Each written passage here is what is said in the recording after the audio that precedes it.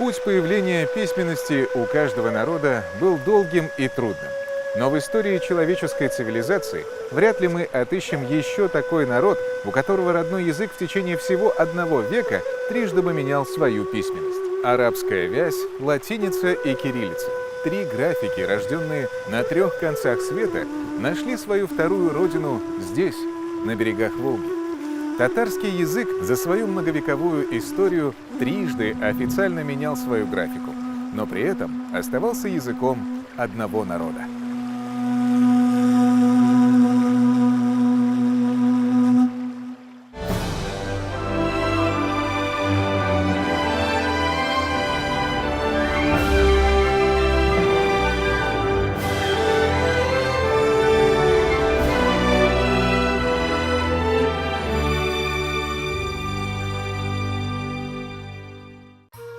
В X веке Волжская Булгария принимает ислам. Вместе с этим историческим фактом происходит еще одно не менее значимое событие для развития культуры татарского народа – проникновение в общество арабской письменности. Это способствовало установлению связей с Востоком, а также развитию литературы и просвещения. Арабская письменность – это летопись величия булгарского народа. Это не только способ передачи информации, это своеобразное восточное восприятие мира, восхищение Аллахом и его творениями. С X века предки татар пользовались исключительно арабским письмом.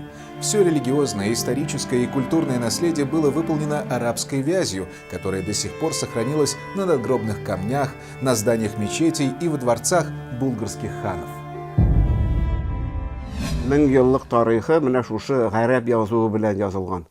Һәм монда дин генә түгел, әлбәттә иң беренче чиратта шушы Коръәнне аңлау өчен, белү өчен, уку өчен, тарату өчен гарәп язуы керә. Ләкин ул башка өлкәләргә дә бик нык бер корал була. Башка фәннәрне, табигый фәннәрне, география, биология, химия, медицина, bütün шушы фәннәрдә шушы хәреф белән языла. Предки татар имели тысячелетнее искусство рукописной книги на основе арабской графики. Несмотря на то, что у татар рукописные книги относились к сложным и тонким ремеслам и стоили очень дорого, они имели широкое хождение. Очень много книг переписывали образованные люди своего времени – муллы, преподаватели и ученики медресе, шакирды. Традиция переписывания рукописных сборников спасла от исчезновения многие ценные памятники средневековой литературы. Рукопись поэмы Кулгали Кайса Юсуф, написанной в XIII веке, имелась практически в каждом доме. Во многом благодаря рукописной книге у татар сохранились язык, религия и национальная культура. В мусульманских домах часто можно увидеть необычные рисунки с арабской каллиграфией – шамаили. Это своеобразный жанр народного творчества. В начале XX века в Казани печатается большое количество шамаилей на бумаге. Также популярны были каллиграфические картины на стекле, которые особо почитались и были любимы татарским народом. Именно эти своеобразные картины, восхваляющие Аллаха, вывешивались на самом видном месте в доме. В дореволюционной Казанской губернии практически в каждой деревне обучение в медресе вел мулла. За 4 года учебы ученики овладевали основами арабского языка и религии, а также учились мастерству переписывания книг и умением красиво писать. Профессор Казанского университета Карл Фукс в своих исследованиях о татарской нации писал, что татары – народ более образованный, чем даже некоторые европейские народы, и что неграмотный татарин отнюдь не пользуется уважением среди своих земляков. Многие из тех редких и редчайших рукописей и фолиантов булгарского и казанского периода, то, что пощадило время, нынче хранится в редком фонде библиотеки Казанского федерального университета. Здесь же вся история татарской письменности. Татары среди тюркоязычных народов одними из первых начали печатать книги. Казанское издание Корана 1803 года, получившее название «Казан Басмасы», было первым мусульманским изданием. С 1801 года до 1917 на татарском языке было издано 15 тысяч наименований книг, общим тиражом около 50 миллионов экземпляров. Каждая третья книга, изданная в провинции России в этот период, была татарским изданием.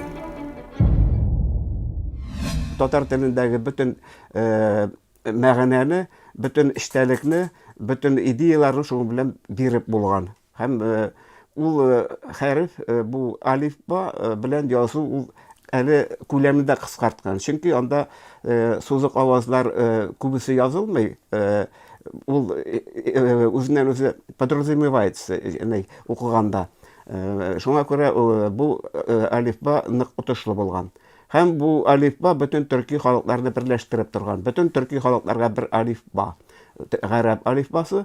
Төрки халыкларның теге телләре күбесенчә аерыла фонетик яктан гына, әйтелеш буенча гына, теге сүзлек составы бер төсле, лексика бер төсле. Шуңа күрә менә бу гарәп язуы белән язылган әйберне төрек әйберсендә, үзбәк әйберсендә, үзбәк әсәрендә халык яхшы аңлаган. За латинизацию одним из первых среди татар выступает поэт Сагит Рамиев. Историкам известны его письма друзьям, написанные латинским шрифтом еще в 1907 году. Он же является автором проекта латинского алфавита, приспособленного для татарского языка. После Октябрьской революции в среде татарской интеллигенции вновь поднимается вопрос смены графики с арабской на латынь. В это время проходят конференции и съезды, в которых выступают сторонники и оппоненты латинизации. В 1911-12 годах публиковались статьи о преимуществах латиницы, чем арабицы, чем арабская язь, экономической выгодой, научные в таком плане. И делали такие научные и теоретические, в общем, обоснования этого вопроса. Всем хотелось, особенно после образования республики, хотелось перемен в обществе, перемены в стране, хотелось перемен как-то, чтобы ускоренное развитие страны, ускоренное развитие республики, вот этого общества, этого района. И хотели перемен и новообразования на рост. Вот все эти духовные интеллектуальные движения было направлено вот на это. Однако в новых условиях большевистской власти конкретного решения о переходе на латинский алфавит не принимали. Более того, работали над усовершенствованием арабского шрифта. В 1920 году была проведена реформа алфавита. Старая графика, которая просуществовала у татар с начала X века, стала именоваться Иске-Имля, то есть «старое письмо». С 1920 года татары стали использовать Яна-Имля, то есть новое письмо. Оно было также основано на арабской графике, но из алфавита, как посчитали составители, были устранены ряд ненужных букв. Стоит отметить, что латинизация в тюркских республиках проходила неоднозначно. Были голоса и за, и против. Многие считали латинизацию новым видом колонизаторской тенденции. Арабисты обвиняли сторонников Янолифа в миссионерстве. Сопротивление новому алфавиту было в особенности сильно там, где процент грамотных был сравнительно велик, в том числе и в Татарской республике. Грамотность татарского населения и до революции, и в первые годы советской власти была достаточно высокой. Согласно переписи 1926 года, среди татарского населения Тат-республики грамотными, естественно, на арабском алфавите были 40,3% мужчин и 27,6% женщин. По некоторым данным, в 1926 году татары занимали первое место среди народов СССР по процентному показателю умеющих читать и писать на родном языке. Давайте не будем спешить. Они безграмотные, раз они умеют читать, писать на татарском языке, арабской графике, они, значит, безграмотны. Раз они на русском не могут писать, они безграмотны, да? Понятие грамотность, конечно, у татар была грамотна в своем родном языке. И немногие владели это. У немногих была грамотность на русском языке, где-то 20-30% всего лишь считается. Но они могли общаться, но не писали, потому что графика была разная. Арабская графика и русская графика, они отличаются, вы сами прекрасно понимаете.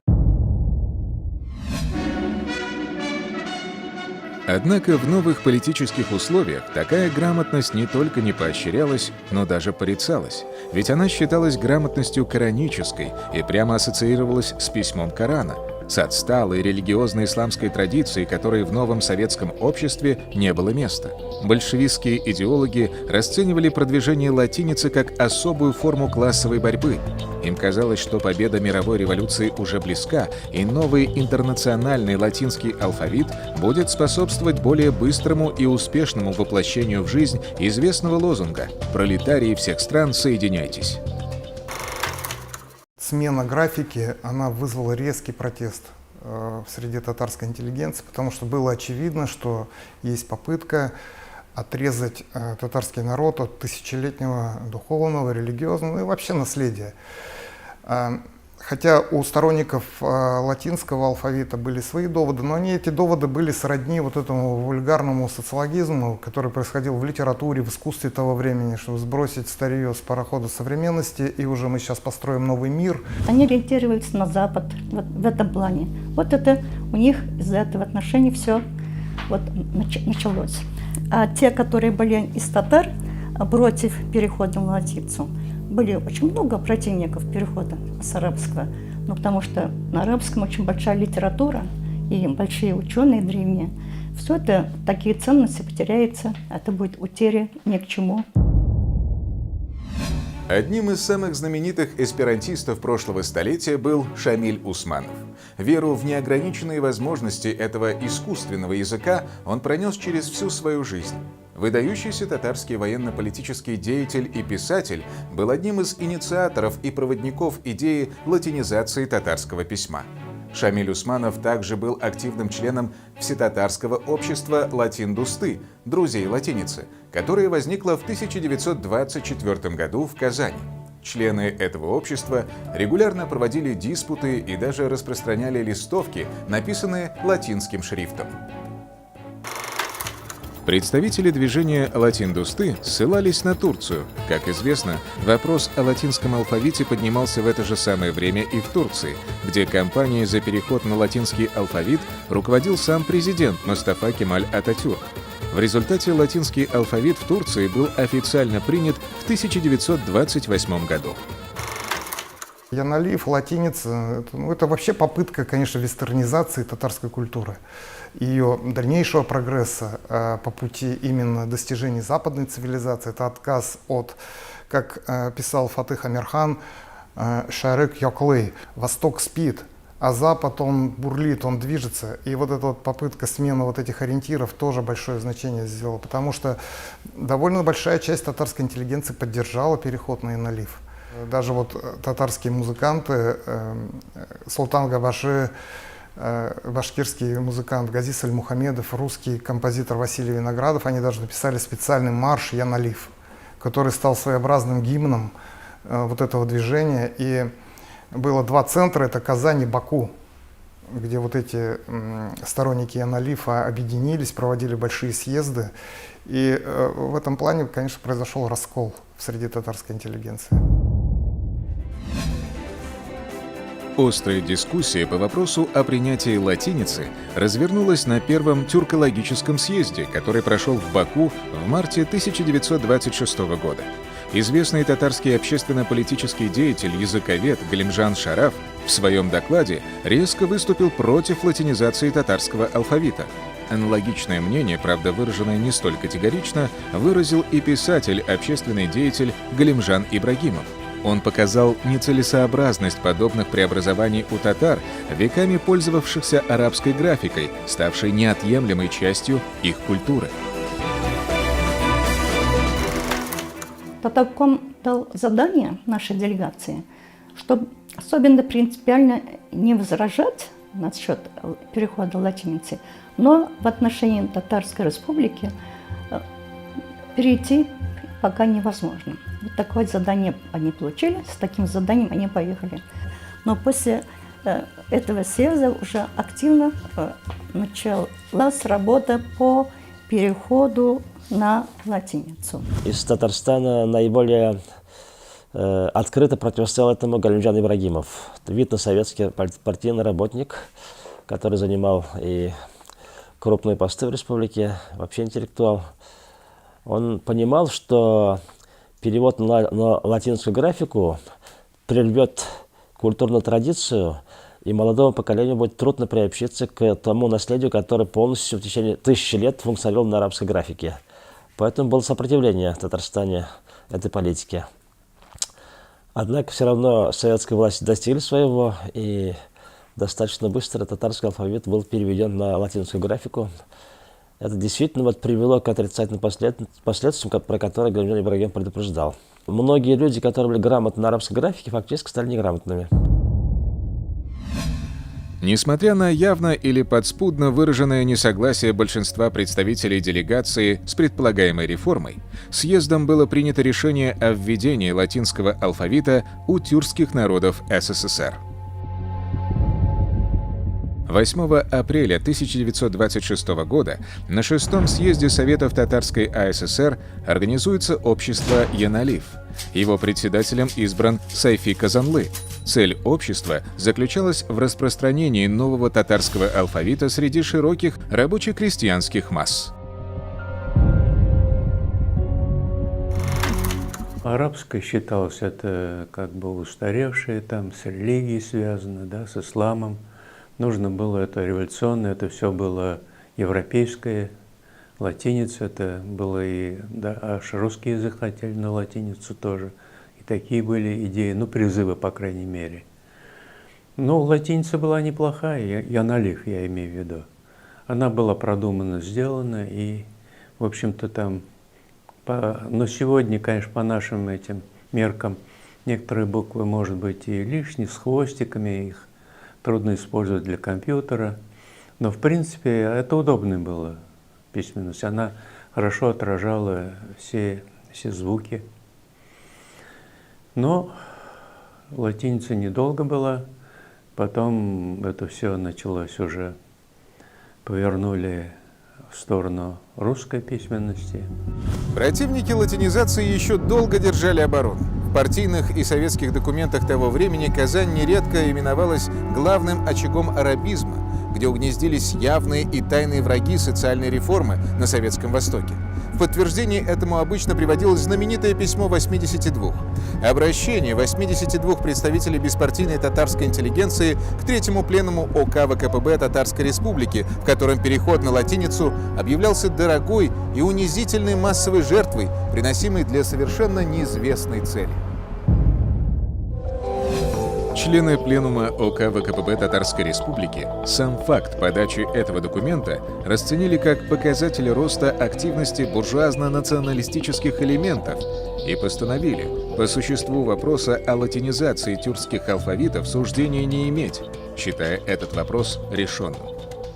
Копия письма была отправлена Иосифу Сталину, где судьба подписантов письма тут же была решена. Чем закончилась вот эта история письма 82? 14 человек отозвали свои подписи. Естественно, все понимали, что против партии нельзя идти. А те, кто уже не отозвал свои подписи, они были репрессированы. Могу привести пример.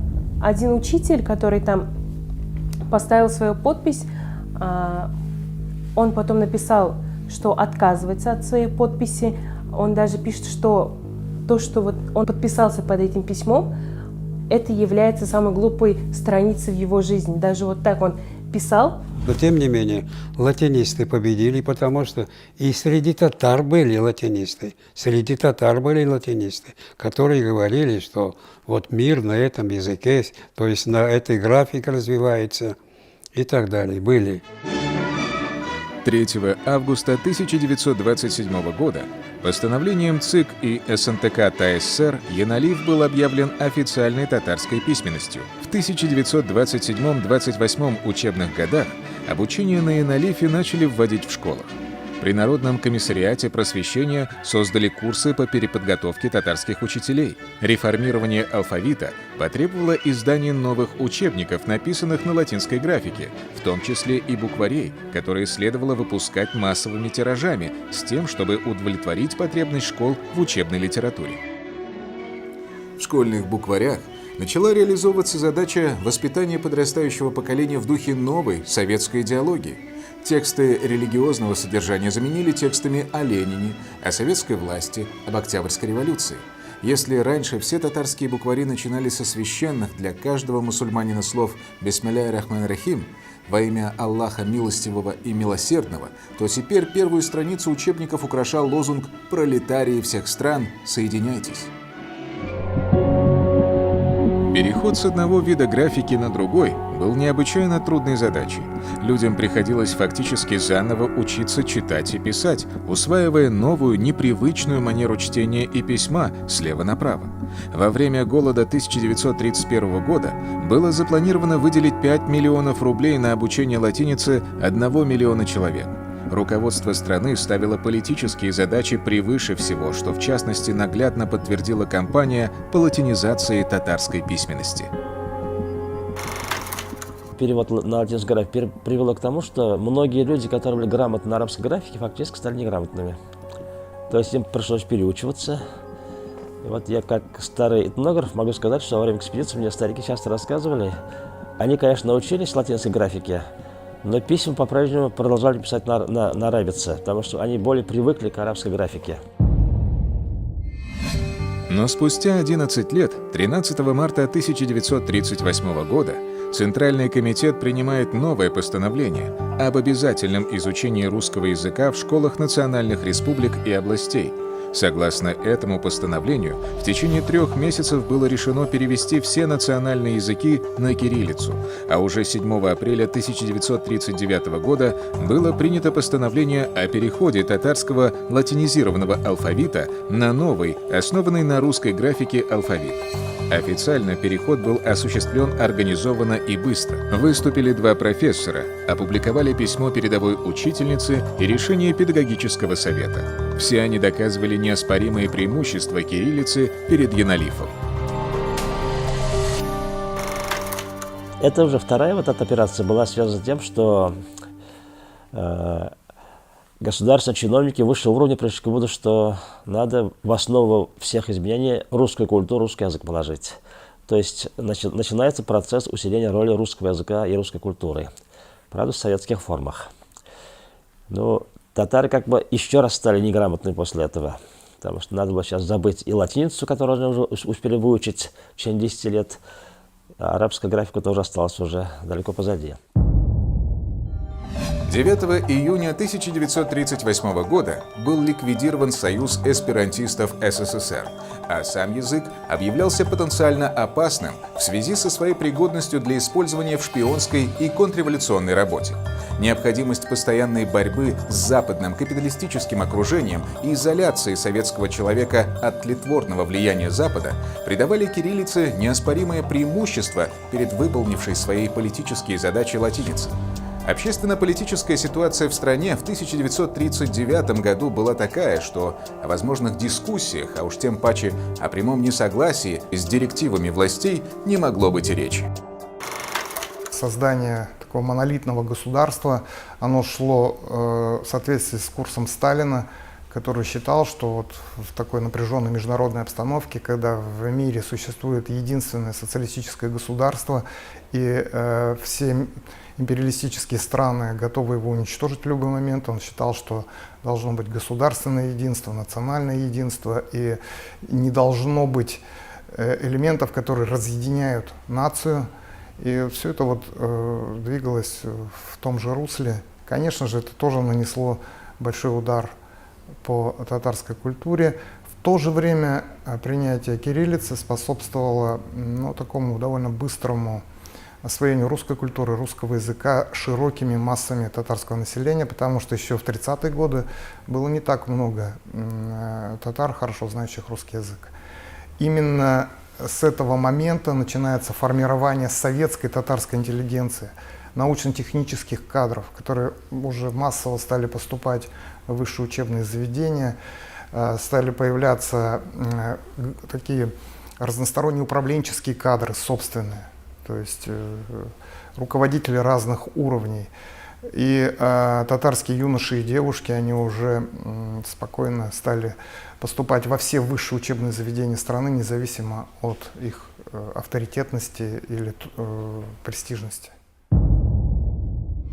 Татарское население вновь нужно было переучивать. Изданные за предшествовавшие десятилетия тысячи учебников, в том числе и букварей на латинской графике, оказались ненужными.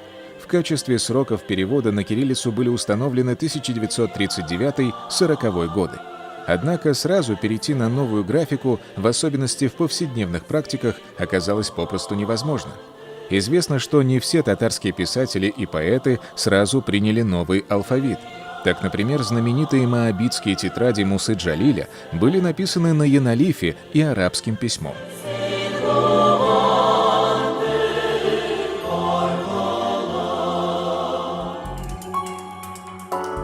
Неоднократное изменение письменности татарского языка действительно стало чрезвычайно широкомасштабным и дерзким экспериментом советской власти. Графическая революция явилась своеобразным отражением и продолжением революции политической и культурной, которые также пытались избавиться от всего религиозного, отсталого, контрреволюционного. Советское партийное руководство свои взоры устремило в коммунистическое завтра, вооружившись передовыми лозунгами и атрибутами. Как это было, покажут вехи истории.